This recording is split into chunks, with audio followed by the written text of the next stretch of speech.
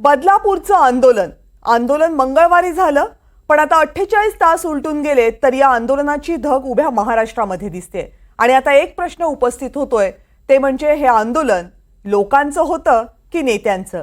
आणि याला कारण आहे सत्ताधारी आणि विरोधकांनी केलेले दावे प्रतिदावे। मंगळवारी बदलापूरमध्ये शाळेतल्याच एका सफाई कर्मचाऱ्यानं 2 लहान मुलींवर अत्याचार केल्याच्या प्रकरणाच्या निषेधार्थ जनसामान्यांचा आक्रोश उसळला। लोकांनी 10 तास रेल्वे रोखून धरली, आरोपींना फाशी द्यावी अशी मागणी केली। संध्याकाळी 8 वाजेपर्यंत लोक रेल्वे स्टेशनलाच होते। पोलिसांनी लाठीमार केला आणि आंदोलकांना रुळावरून बाजूला केलं। पण इतका वेळ कोणत्याही नेतृत्वाविना सुरू असलेलं हे आंदोलन राजकीय हेतूने प्रेरित होतं, असा दावा खुद्द मुख्यमंत्री एकनाथ शिंदे यांनी केला।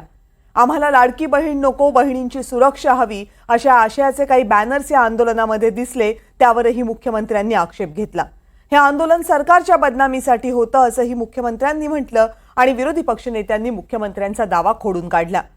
या आंदोलनाबाबत सत्ताधारी आणि विरोधक भांडत राहतील, पण या आंदोलनाची दखल स्वतः कोर्टाने घेतली आणि आज या प्रकरणामध्ये कोर्टात झालेल्या सुनावणीमध्ये हायकोर्टाने जे खडे बोल सुनावलेत त्यावरून लोक इतके का संतापले बदलापूरमध्ये, याचा सहज उलगडा होतोय।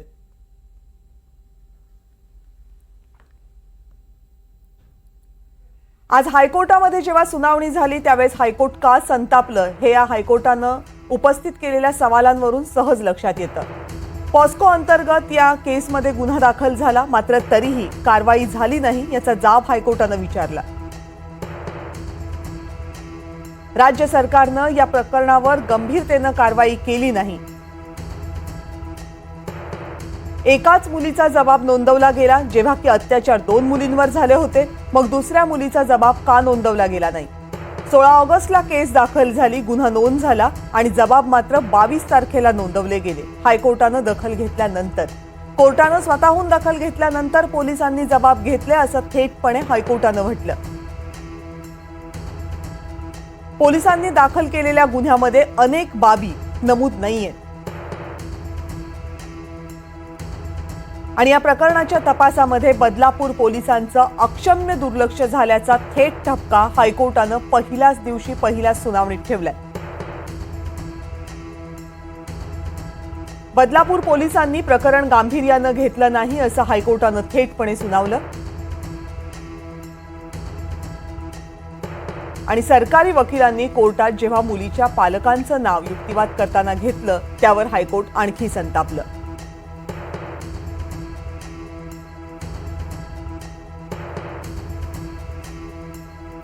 शाळेतील विद्यार्थ्यांच्या सुरक्षेबाबत संचालकांचा हलगर्जीपणा असल्याचं सुद्धा हायकोर्टानं म्हटलं।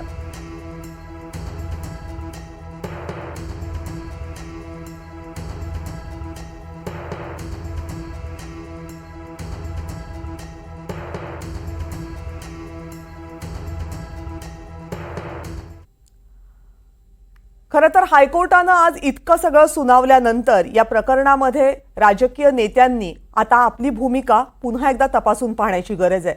पण मुख्यमंत्र्यांनी वक्तव्य केलं आणि त्यानंतर राजकीय नेत्यांनी त्यावर आणि विशेषतः विरोधकांनी त्यावर आपली मतं व्यक्त केली। गेल्या 2-3 दिवसांमध्ये ही जी सगळी वक्तव्य समोर आली त्यावरून हे आंदोलन राजकीय होतं की नव्हतं असा प्रश्न उपस्थित झालाय। काय काय मुद्दे आहेत दोनही बाजूंचे बघूयात। हे आंदोलन राजकीय होतं का? या आंदोलनामध्ये स्थानिक लोक कमी होते, असं आंदोलन राजकीय होतं असं म्हणताना मुख्यमंत्र्यांनी दावा केला आणि याला विरोधकांचं उत्तर आहे की या आंदोलनानंतर अटक करण्यात आलेले जे सगळे लोक आहेत ते बदलापूरचेच रहिवासी आहेत। गाड्या भरून लोक स्टेशनला आणले गेले, मात्र आंदोलन करणाऱ्यांचं म्हणणं आहे की स्टेशनला आलेले लोक हे स्वतःहून आले होते, त्यांना कुणीही आणलं नव्हतं। लाडकी बहीणचे पोस्टर्स आंदोलनामध्ये कसे आले हा सवाल मुख्यमंत्र्यांनी उपस्थित केला आणि पोस्टर्स बनवायला काय लागतं, फक्त काही मिनिटं, असं उत्तर आंदोलकांच्या वतीनं आता समाज माध्यमांवर देण्यात येते। 10 तास रेल्वे कशी रोखली गेली आणि स्वयंपूर्तीनं लोकांनी रेल रोको केला असाही दावा या आंदोलनामध्ये दोनही बाजूने केला जातोय। आंदोलन राजकीय होतं असं म्हणताना मुख्यमंत्र्यांनी लोकांनी पोलिसांचं ऐकलं नाही असाही दावा केला आणि लोकांचं म्हणणं आहे की मुळातच आमचा राग हा पोलिसांच्याच निष्क्रियतेवर होता। लोकांनी नेत्यांचंही ऐकलं नाही असंही मुख्यमंत्र्यांनी म्हटलं. गिरीश महाजन आंदोलकांशी बराच वेळ बोलत होते, पण आंदोलकांनी त्यांचंही ऐकलं नाही. त्यावर लोकांचं म्हणणं आहे, आंदोलनामध्ये सहभागी झालेल्यांचं म्हणणं आहे की लोक आपल्या मागणीवर ठाम होते. आंदोलन राजकीय होतं असं म्हणताना या आंदोलनामध्ये पालक कुठेही दिसत नव्हते असाही दावा करण्यात आला सत्ताधाऱ्यांच्या वतीनं. आणि त्यावर लोकांचं म्हणणं आहे की आंदोलन करायला पालक आंदोलनात उतरायलाच हवेत का? आंदोलन म्हणजे विरोधकांचा डाव होता असंही सत्ताधाऱ्यांच्या वतीनं म्हटलं गेलं. मग अटक करण्यात आलेले जे लोक आहेत ते कोणत्याही पक्षाचे कार्यकर्ते नाही आहेत. मग हा विरोधकांचा डाव कसा? असा प्रतिहल्ला विरोधकांकडून केला जातोय, आंदोलन करणाऱ्यांकडून केला जातोय.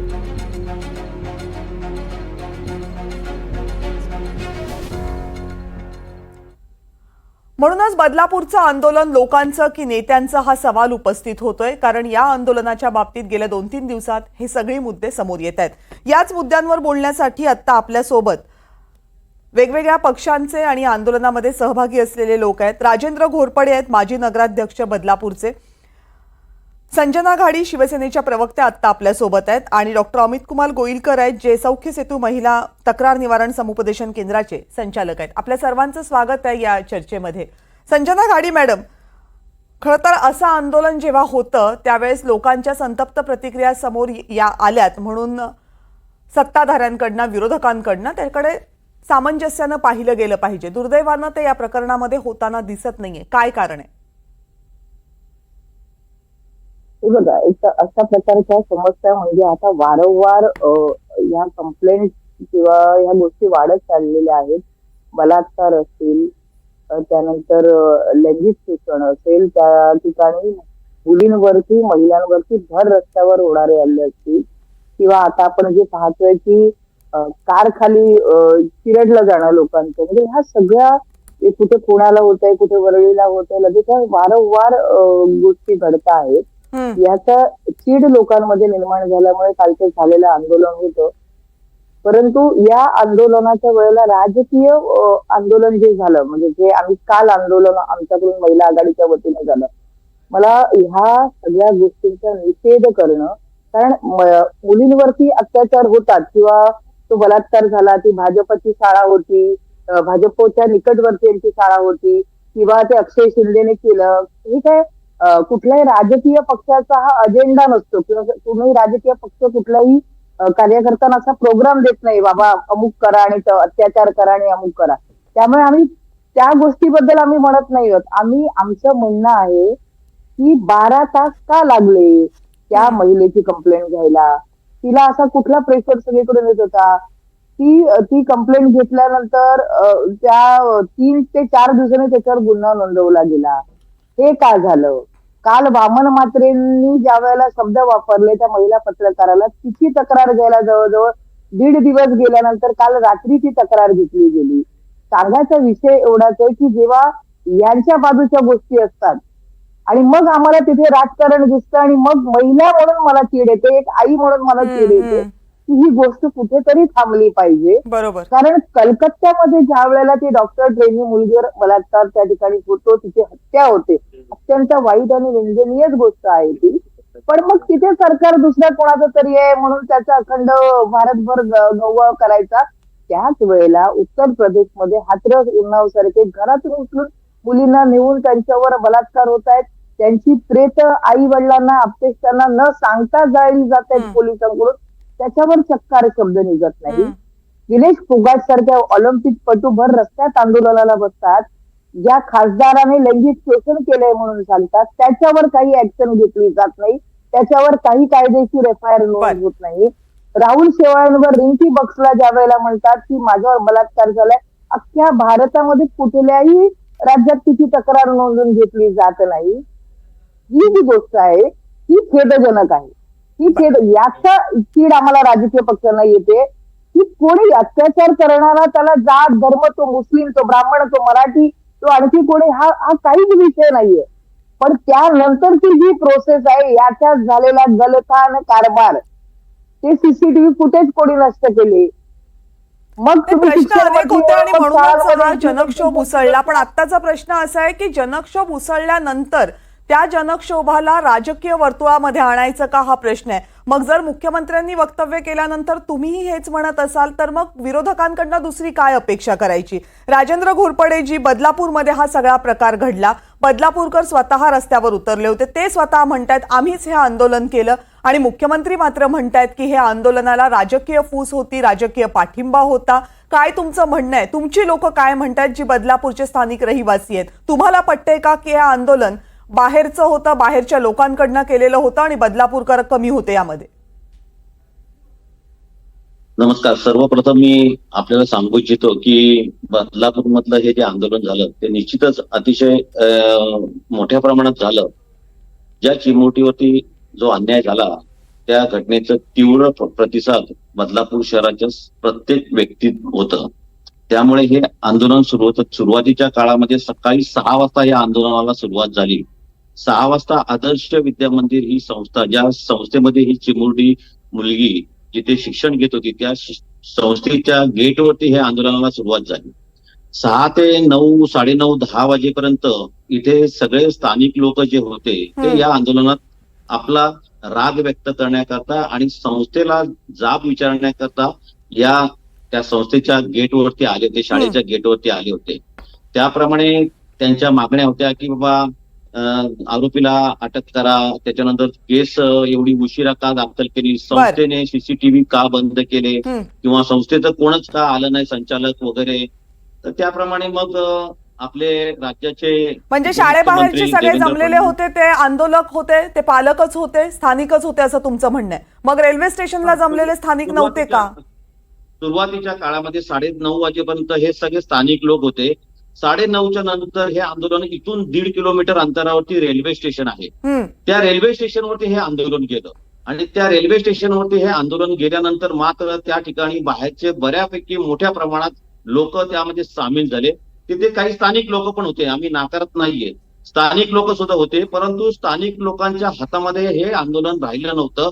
स्थानिक लोकांनी 1:30-2 वाजेपर्यंत हे आंदोलन संपलं पाहिजे या हेतूने प्रयत्न पण केले. परंतु बाहेरून आलेल्या आंदोलकांचा दादागिरी आणि त्यांनी घेतलेला जो स्टंट, त्यामुळे हे आंदोलन आमच्या स्थानिकांच्या हातात न राहता हे बाहेरून आलेल्या लोकांच्या हातात गेलं.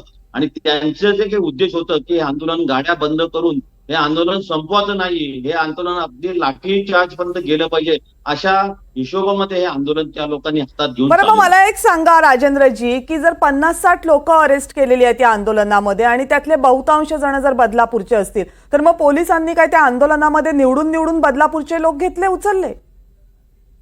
यामध्ये बस फोडणारे लोक, रेल्वेच्या वरती दगड पाडणारे लोक, हे सुद्धा कल्याण, विठ्ठलवाडी आणि चेंबूरचे लोक आहेत. आमच्याकडे त्याच्या व्हिडिओ शूटिंग आहेत की त्यांनी स्वतः सांगितलंय की आम्ही चेंबूरवरनं या ठिकाणी आलोय. रेल्वे प्लॅटफॉर्मवरच्या ट्रॅक मधून त्यांनी शूटिंग करून दाखवलंय. त्या लोकांना अजून अरेस्ट झालेली नाहीये. बरं, समजा आपण असं धरून चालूयात की काही लोक बदलापूरचे नव्हते, चेंबूरचे होते, म्हणजे किमान ते भारतीय होते एवढं तरी तुम्ही मान्य करताय.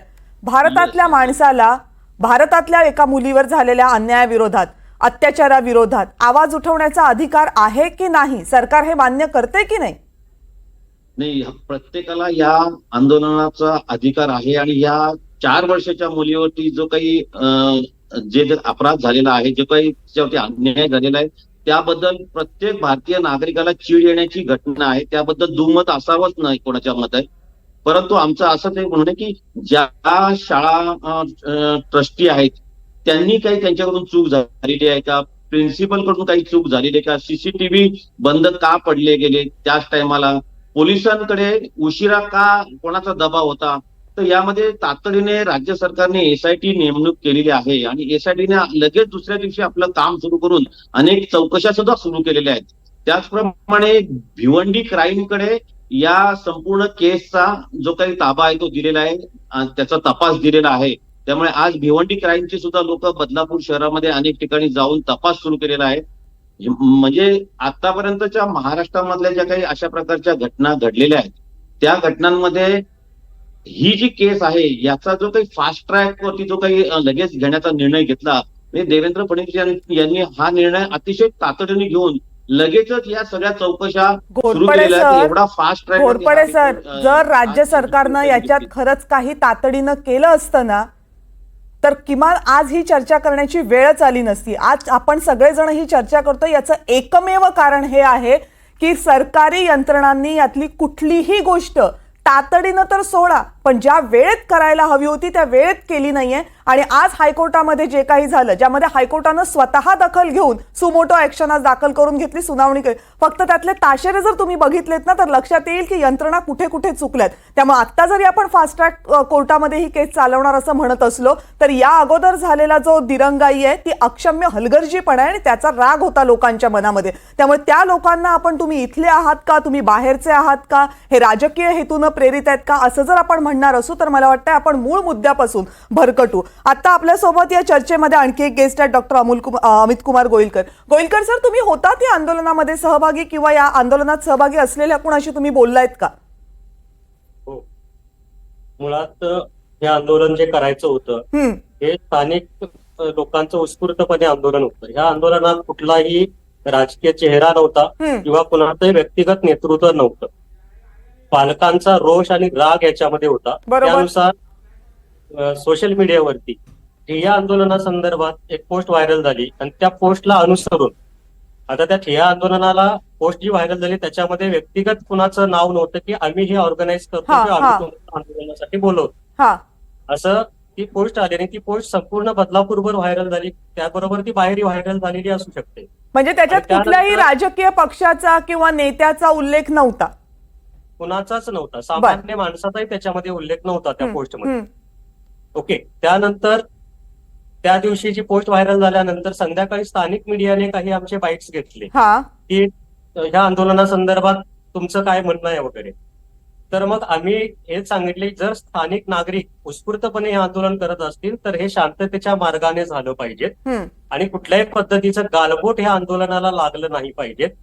शाळेचे जे संचालक मंडळ आणि शिक्षक किंवा शिक्षकेतर कर्मचारी आहेत यांच्यावरती रीतसर सह आरोपी बनवून यांच्यावर गुन्हे नोंद करण्याबद्दल 19 तारखेला मी पोलीस स्टेशनला पत्र दिलं होतं संध्याकाळी. ते पत्र पोलीस स्टेशनने घेतलं आणि आमची मागणी हीच होती की ठिय्या आंदोलन करायचं आणि शाळेच्या गेटच्या आतही जायचं नाहीये किंवा आपल्याला बाहेरही कुठं जायचं नाहीये, अशा पद्धतीचं ते एकंदरीत सर्वांचं मिळून केलेलं नियोजन होतं.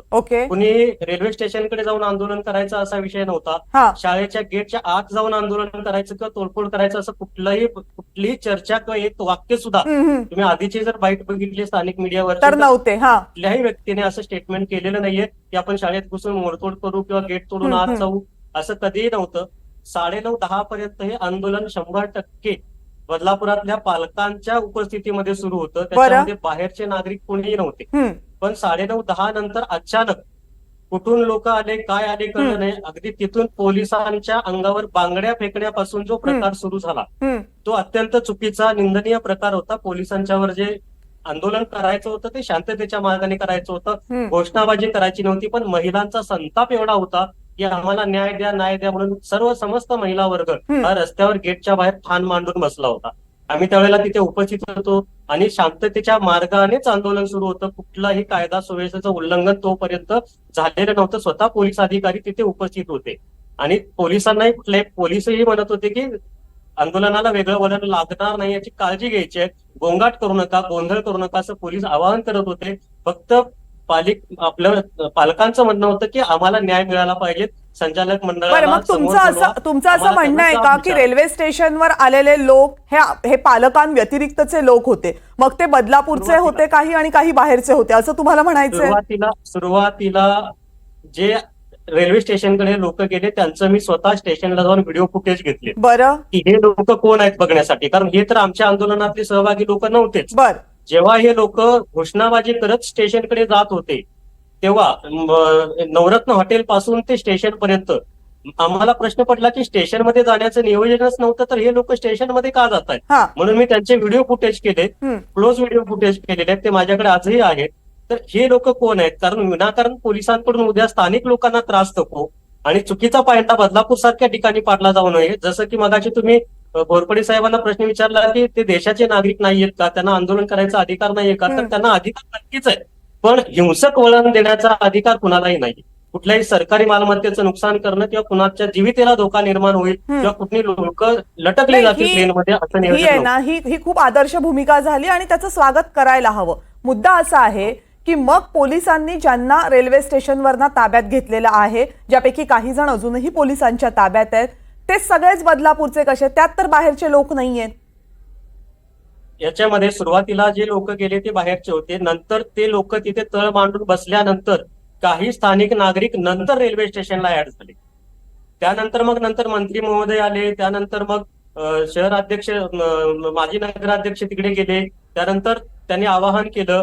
त्यावेळेला सुद्धा जास्तीत जास्त क्राऊड हा बाहेरचा होता. त्याच्यामध्ये फार कमी लोक हे बदलापूर शहरातले होते. नाही, पण जेव्हा पोलिसांनी माझा मूळ प्रश्न राहतोय ना, जो मी घोरपडे सरांना पण विचारला आणि तुम्हालाही विचारतीये की जर असं असेल तर अटक करण्यात आलेले फक्त बदलापूरचे कसे? पोलिसांना तर अटक करताना माहित नव्हत्या की या व्यक्ती कोण होत्या. महिलांना अटक झाली, त्या सगळ्या महिला बदलापूरच्या होत्या, त्या तिथल्या स्थानिक होत्या.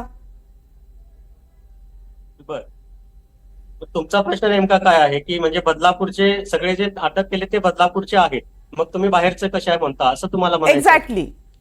ओके, मग आता बाहेरचे कोण आहेत? आता जेवढे सापडले त्यांचे ऍड्रेस प्रूफ बदलापूर मधले होते. जे पोलीस आता लिस्टमध्ये जे लोक आहेत जेवढे डिटेन केले गेले ते बदलापूरचे ऍड्रेस प्रूफ आहेत. अजून जर बाहेरचे लोक पकडलेच नसतील तर ते लिस्टमध्ये माझा प्रश्नच तो आहे, असं आंदोलन ज्याला मुळात नेतृत्व नाहीये, असं आंदोलन ज्याला मुळात चेहरा नाहीये, तिथे पोलीस काही प्रत्येकाला ऍड्रेस पाहून तर अटक करत नाहीत किंवा ताब्यात घेत नाही. जो समोर आला त्याला ताब्यात घेतला आणि आतमध्ये टाकला. हीच तर परिस्थिती आपण कॅमेऱ्यामध्ये पण बघितली.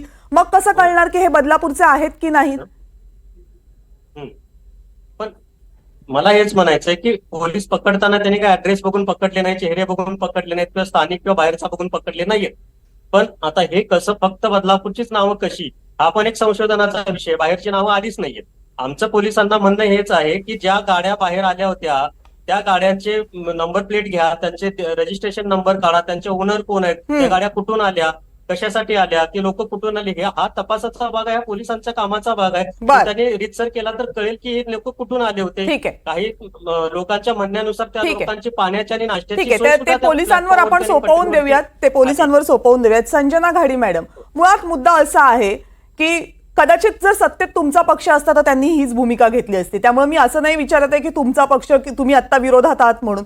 मुळात मुद्दा असा आहे की एखाद्या इतक्या निंदनीय घृणास्पद घटनेवर जर लोक एकत्र येत असतील आणि ते घोषणा देत होते शांततेनं, दगडफेक तोपर्यंत झाली नाही जोपर्यंत पोलिसांनी लाठीमार केला नाही. लोक घोषणा देत होते, लोक मागणी करत होते. ती मागणी अवास्तव होती, चुकीची होती, बरोबर होती, हे नंतर चर्चेनं ठरवता आलं असतं. पण तिथे जमलेले लोक, यांना कुणीतरी तिथे आणलं होतं, यांना कुणीतरी तिथे बोलावलं होतं, ते एका विशिष्ट हेतूनं आलं होतं, असं जेव्हा खुद्द मुख्यमंत्र्यांकडनं येतं त्यावेळेस राजकीय नेतृत्व म्हणून तुम्हाला काय वाटतं की आणखी सामंजस्याची भूमिका अपेक्षित आहे? मला काय वाटतं ना, मला क्यू येते या मुख्यमंत्री महोदयांची, या उपमुख्यमंत्र्यांची, या निष्क्रिय सरकारची क्यू येते. कारण वारंवार महाराष्ट्रामध्ये या गोष्टी होत आहेत. जनप्रक्षोभ होता ते काल मीडियाने, बदलापूरकर तिथे स्वतःहून सांगतायत की हा जनप्रक्षोभ आहे. शिवसेनेने छाती ठोकपणे आंदोलन घेतलं की काल 24 तारखेला महाविकास आघाडीने दिले की बंदची हाक. त्यात चोरून करण्यासारखं काय आहे? आणि मी विचारते, बदलापूर मधले लोक आले असतील किंवा चेंबूर मधले लोक आले असतील, कालच्या आंदोलनात मला वाटतं जे सहभागी होते तो प्रत्येक बाप, जो प्रत्येक भाऊ, जी प्रत्येक आई बहीण जिला आपल्या मुलाबाळांची, बहिणीची, भावाची काळजी आहे, लहान मुलांची काळजी आहे, अशी प्रत्येक पालक, प्रत्येक समाजाचं प्रतिनिधित्व करणारा एक जागरूक नागरिक तिथे सहभागी होता. आणि 11-12 तास तुम्ही एखादी कंप्लेंट घ्यायला लावता आणि त्या महिला शुभदा शितोळे या पोलीस अधिकारीला तुम्ही काय ट्रान्सफर करता की तात्पुरतं सस्पेंड करता? नाही, हा प्रश्न तर कायमच राहणार आहे की त्या निलंबनानं नेमकं काय होतंय. पोलीस अधिकाऱ्यांना त्यांना काय खरंच तर नाहीच होत आहे आणि प्रत्येक केसमध्ये आपण ते बघतोय. तर निलंबनाच्या मुद्द्यावर तर मला वाटतं स्वतंत्रपणे चर्चा घ्यावी लागेल. घोरपडे सर, शेवटचा प्रश्न आता तुम्हाला. दाखल करत नाही, FIR बरोबर आहे आणि ही मागणी सातत्यानं येते ज्यावर राज्य सरकारनं तर विचार करायला पाहिजे. तुम्ही उपस्थित केलेला एक मुद्दा आहे, मला वाटतं वेळ माझ्याकडे कमी आहे त्यामुळे मॅडम मला तुम्हाला थांबवावं लागते. घोरपडे सर, त्यांनी उपस्थित केलेला मुद्दा अगदी बरोबर आहे की राजकीय पक्षांना, विरोधकांना यावर आंदोलन करायचं असतं तर त्यांना असं चोरून करण्याची काय गरज होती? हे आंदोलन झाल्यावर तर राजकीय पक्षांनी आंदोलनाची भूमिका घेतलीच की. राज ठाकरेंनी आपली भूमिका स्पष्ट केली, शिवसेनेने आपली भूमिका स्पष्ट केली, काँग्रेसनं आपली भूमिका स्पष्ट केली. मग असं असताना जर राजकीय पक्षांना हे आंदोलन करायचंच होतं तर त्यांनी खुलेपणानं केलं असतं. अशा प्रकारे आंदोलन लोकांनी केलं हे जेव्हा सांगता तेव्हा काय हेतू आहे असं तुम्हाला वाटतं? हेतू नागरिकांचा स्पष्ट होता की अशी घटना बदलापूरमध्ये ही नाही, यामध्ये राजकीय हेतू होता असं जेव्हा म्हटलं जातं त्यावेळेस तुम्हाला काय वाटतं? का राजकीय हेतू होता असं वाटतं? राजकीय हेतू हा नंतर आला मॅडम. कारण काय की ज्याला त्याला निवडणुका जवळ आले त्यांनी आपली पोळी भाजायचा या ठिकाणी विचार केला आणि मग जे काही विरोधी पक्ष नेते आहेत त्यांनी ते आंदोलन हातात घेतलं. परंतु हे आंदोलन बदलापूरकरांचं होतं, हे आदर्श शाळेवरती होतं, त्या मुलीला न्याय देण्याकरता होतं आणि त्याबरोबर आम्ही सर्व पक्षीय त्या आंदोलनात तिथेशी होतो जेव्हा आदर्श शाळेवरती हे आंदोलन होत होतं तेव्हा. परंतु आदर्श शाळेवरनं हे आंदोलन जेव्हा रेल्वे प्लॅटफॉर्मवरती गेलं. नाही, हे बघा, ते आपण आता याच्यामध्ये नको जाऊयात. काय झालं याच्यामध्ये नको जाऊयात. असं म्हणणं की तिथे आणलेले पोस्टर्स लगेच कसे आले? तुम्ही राजकीय नेते आहात, तुम्हाला माहिती आहे तुमचा नेता जर येणार असेल तर किती मिनिटामध्ये पोस्टर्स तुम्ही छापून घेता? मॅडम, हे पोस्टर्स आहेत ते उल्हासनगरच्या व्यक्तींनी बदलापूरला ऑर्डर दिली होती की बदलापूरला हे पोस्टर छापायला दिले होते. जेव्हा आम्ही आमच्या एका कार्यक्रमासाठी बॅनर छापायला गेलो तेव्हा त्या प्रिंटरला विचारलं की हे पोस्टर कुठे छापायला आले? तो म्हणतो उल्हासनगरच्या माणसांनी मला ऑर्डर दिली की हे बॅनर तुम्ही इथे मला प्रिंट करून द्या. म्हणजे या आंदोलनाची दिशा ही 2 दिवस 4 दिवस आधीच ठरली होती. पण ते तर मान्यच करतायत ना की फिरतच होता मेसेज. दिशा तर ठरलीच होती, भेटायचं तर होतंच, आंदोलन करणारच होते लोक. आज पोलिसांनी सांगितलंय की रक्षाबंधनाच्या दुसऱ्या दिवशी होणारच होतं. लाडकी बहिणीचे बॅनर आधीच तयार झाले होते मॅडम. हा, मग त्याच्यामध्ये राग येण्यासारखं काय आहे? लोकांनी आपली चीड व्यक्त केली. रागाचा विषय नाही म्हणत आम्ही की मुलीला न्याय मागण्याकरता आपण जमलेलो आहोत. त्यानंतर मग आपण लाडकी बहिणीचा विषय घेऊन आम्हाला लाडकी बहिणीचे पैसे नको, आम्हाला मुलीला न्याय पाहिजे. आम्ही सुद्धा त्याच मताचे आहोत, सर्वजण त्या मताचे आहोत. पण त्याची दिशा जे आंदोलन होते, ज्यांनी आंदोलन उभं केलं, म्हणजे घोरपडे सर, तुम्हालाही लोकांचं म्हणणं पटतंय की सुरक्षा आमची जास्त महत्वाची आहे? अगदी बरोबर आहे, महत्वाचीच आहे. जे काही आमच्या PSI चितोळे पोस्टरला विरोध केली ते सुद्धा आम्हाला वाटलं नाही चांगली की त्यांच्यावर भूमिकेला लोकांचे विरोध नाहीये, तुमचा पोस्टरला फक्त विरोध आहे. हो, येस, आमचा पोस्टरला विरोध आहे. परंतु बाहेरून आलेल्या लोकांनी जे आंदोलन न थांबवण्याचं त्यांचं रेल्वे ट्रॅकवरती एकच म्हणणं होतं की फाशी द्या, फाशी द्या. जर काही बाबासाहेब आंबेडकरांच्या घटनेत अशी तरतूद असते की त्याला फाशी द्यायची, हे मी सुद्धा चर्चेमध्ये म्हटलेलं आहे, की मागण्या लोकांनी केलेल्या काही सगळ्याच मान्य करता येतात असं नाही. आपल्याला कायद्याच्या अधीन राहूनच गोष्टी कराव्या लागतात. त्यामुळे फाशी द्या वगैरे अशा मागण्या मान्य होत नाही. पण लोकांशी बोलणं हा त्यावरचा मार्ग होता. सरकारनं तो मार्ग अवलंबवला. सरकारचे मंत्री तिथे गेले, त्यांनी बोलले, अधिकारी बोलले, पोलीस अधिकारी बोलले, लोकांनी ऐकलं नाही. हे सगळंच मान्य आहे. पण हे सगळं मान्य करत असताना याच्यात राजकीय हात होते, राजकीय हेतूनं हे सगळं प्रेरित होतं असं म्हणून लोकांच्या भावनांवर प्रश्नचिन्ह उपस्थित करणं, याबद्दल ही चर्चा होती आणि म्हणून हे प्रश्न उपस्थित करण्यात आले होते. घोरपडे सर, घाडी मॅडम, डॉक्टर साहेब, तुम्ही सगळेजण या चर्चेमध्ये सहभागी झालात. आपल्या सगळ्यांचे मनपूर्वक आभार. आणि या विशेष चर्चेमध्ये आता वेळ झाली इथेच थांबण्याची. पाहत रहा NDTV मराठी.